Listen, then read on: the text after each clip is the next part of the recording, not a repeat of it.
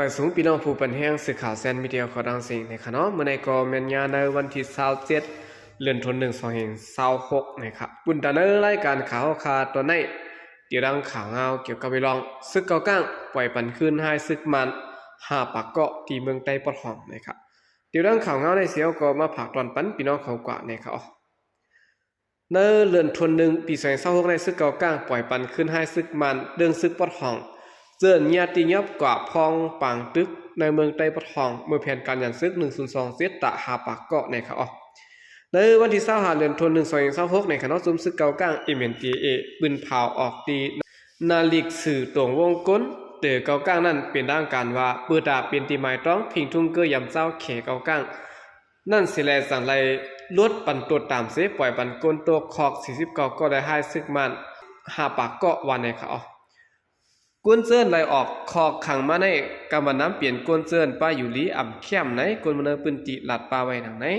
กวนตกคอกอันเขาตีเงียบกว่าในอ่ำในกินดีลีตีนอนเขาก่อมป้อเข้มกะก็บนันได้กวนเจิ้นออกคอกมาใน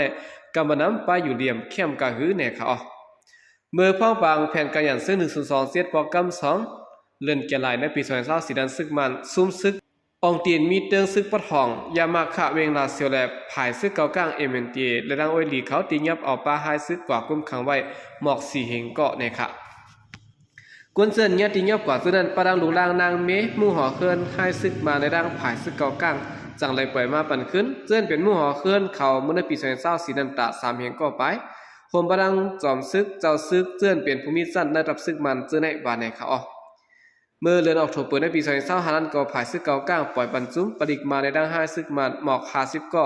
เมื่อเดือนโนเวมเบอร์15วันนั้นก็จุ่มปริกและพายซึกมันได้ออกมาตาซองปากก็ไปเหมือนกันในวันที่15เดือนกันยายนในปี2026ในซ้ำซึกเกาก้างปล่อยปันให้ซึกมันตา80ก็ไปสิแลเมื่อว่าซ้ำขึ้นปล่อยปันแทง5ปากก็ในเขาอันนี้ก็เป็นรองตรงหนึ่งตั้งผายซึกเก่ากลางเขาในขณะขึ้นปล่อยปัญหาซึกมาหาปากเกาะที่ในเมืองไต้ปะทองนะครับสืบเสนอข่าวขึ้นมาถอมด้วยข่าวเงาเกี่ยวกับไปลองปังเลือกตั้งโปรแกรม3ตีเมืองไต้ปฏิเสธเผิกเป้3เจเวียงนะครับปังเลือกตั้งจัดเฮ็ดยอดตูกว่าโปรแกรม3ปอกเดือนสุดนะครับในเมืองไต้จัดเฮ็ดกว่า9เจเวียงปฏิสังสีเป้พูดกินขาดกว่า4เจเวียงปฏิเสธเผิกเป้3เจเวียงและปฏิปาโอเป้2เจเวียงนะครับในเมืองใต้ในปฏิสังสีและแคบกลางใจนำตีสุดตีเวียงจับแม้เวียงหมักหมังเวียงเมืองสู่เวียงภายคุณและปฏิเสธเผิกได้ก็อองเป้กว่าตีเวียงสีเปาะเวียงเกสีเวียงเมืองไหนวันไหนค่ะใจเสือหาหนอแต้นพองปฏิเสธเผิกก้อนอองเป้ปังเลือกตั้งรัดก่อยดังสื่อข่าวกุฎหอเขาว่า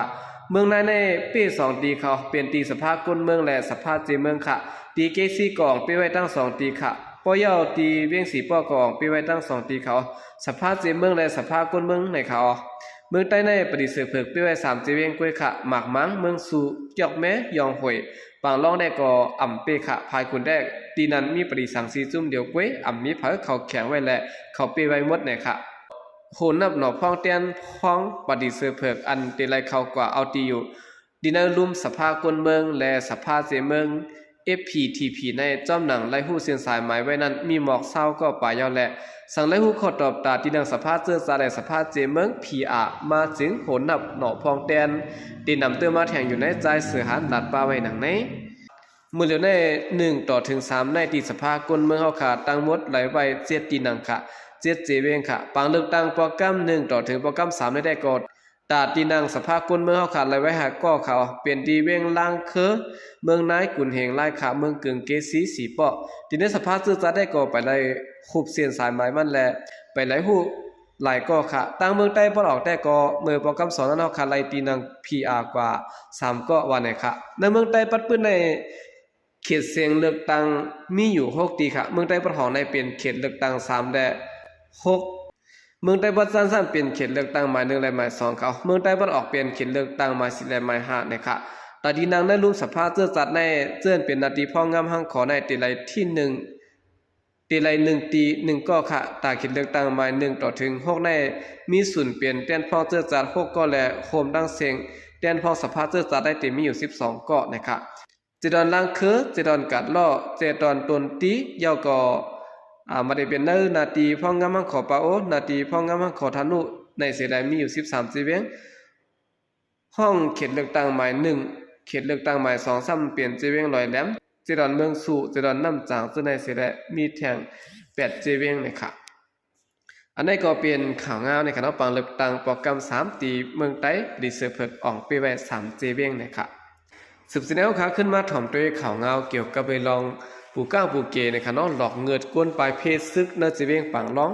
เพราะว่าใส่แคบกลางเสาเตรียมปันปอกขึ้นเฮือนนะครับเมื่อวันที่25เดือนธันวาคม1226ในเป็นวันปังเลือกตั้งในปูก้าวปูเกในวันหลอกเงินให้กวนปลายเพศซึกมาตรวจแคบกลางเสาสั่งซื้อว่ามาตรวจเตรียมปันปอกขึ้นเฮือนนะครับกวนจะได้ปืนตีดัดกว่าที่ตั้งสื่อข่าวผู้ดฮอข่าวว่ากวนปลายเพศซึกอันมีตีตั้งตนที่ในไหลเมื่อปันแคบกลางเสาตั้งช่องเปียงขึ้นเขา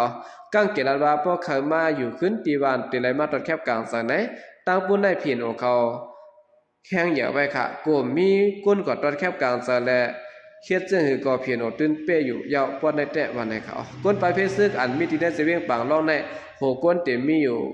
7แห่งไปนะครับเจอเขาตีไรกว่าสายแคบกลางสายกันตีวันช่องเปียงวันในเขาเลือสินั้นก้นวันกว่าปันเสียงกลางสายมีเอนาแลก้างเก็บปล่อยลงในปอกในย่อมสอดซ้ำกิ่วซ้ำงอนดาลหายก้นวันกว่าปันเสียงกลางสายปังเลือกตั้งไว้ในค่ะกวนจะได้พื้นที่สืบราแทงว่าก้นปลายเพศซึกตั้งปังล่องในตีไรกว่าตอนแคบกลางสายตีวันช่องเปียงไหนตอนเรียนในมีก้นกอดตัวแคบกลางใจนำแลคอนกันสอดซ้อมในปอกในกิ่วหลัดก้นเมืองในพื้นที่ตากอดตัวแคบกลางใจอยู่ในค่ะเมื่อหนังในตีเนเวียงปังล่องก็ผลิตซึกมันเอาห่มรวมพื้นที่เฮาแห้งในวันปังเลือกตั้งในค่ะตีเนสิเวียงปังล่องในโค้งตัวแคบกลางใจโคมดังเสียงแต่มีกว่า1ปาก40โค้งประเดียนเข้าโฮมเลือกตั้งแต่มี5อันเปลี่ยนปดีเสือเพิก SNTP ปริสังซี USDP ได้ดังปดีปะโอ PNO ปดีอ่อนนำกวนเมือง GPP ได้ปฏิเจอจัดอังซาเนี่ยเนาะ INLP ซึ่งในสิได้มีคนมีศูนย์ตรวจแคบกลางเสือ138,000แห่ง4ปาก49เกาะวันในเขาอันนี้ก็เป็นเงาลายปังเลือกตั้งตีเวงปังร้องก้างแก่แห่เนาะดอกเงินคนเมืองให้กอดตรวจแคบกลางเสือนะครับปังเลือกตั้งเย้าตัวก็เย้าก็กูก็ได้คู่เนี่ยเนาะว่าดังภายของสิซื้อมานเขาตื่นแต่ไรออกเปอำหักเนี่ยเย้าก็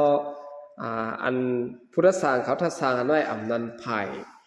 ปันแห้งซึ่งมาในสังปันแห้งซึ่งมาในสังในคณะกูก็ได้ก็อ่อนกันวนว่าในปังเลือกตั้งได้ก็เจ็ดสั่งแต่ตั้งไผ่ซึ่งมันตื่นออกเปตั้งไผ่ซึ่งมันเขาแผนการไว้หมดเยอะเนี่ยเนาะอันได้ก็กูก็ตื่นว่นซึ่งในกันอยู่เยอะนะคะเนาะแต่ย้อนปนนั้นแลปังเลือกตั้งบอกในซึ่งมันออกเปกว่าในเปื้อนก็ฮู้ไว้โดนน่ะอ่อนตั้งเยอะนะคะเอามาได้เป็นนอกเมืองเขาก็ฮู้ว่าเยอะนะเนาะว่าปังเลือกตั้งในเมืองต่างๆอาเซียนเขาส่วนใหญ่ก็ยังปันแห้งเนี่ยเนาะมักมันปันเลือกตั้งอันซึ่งมันเขาจัดเฮ็ดได้เปลี่ยนต่างกันในเขาเอาค่ะกำลังส่วนใหญ่ก็ยินโจมนับยาวกูมันถึงพี่น้องผู้กำแถมปัญหาเขาดังเสียงอยู่ค่ะยินโจมนับยาวเห็นนำเสข่าวจากเกาหลีมาสิค่ะ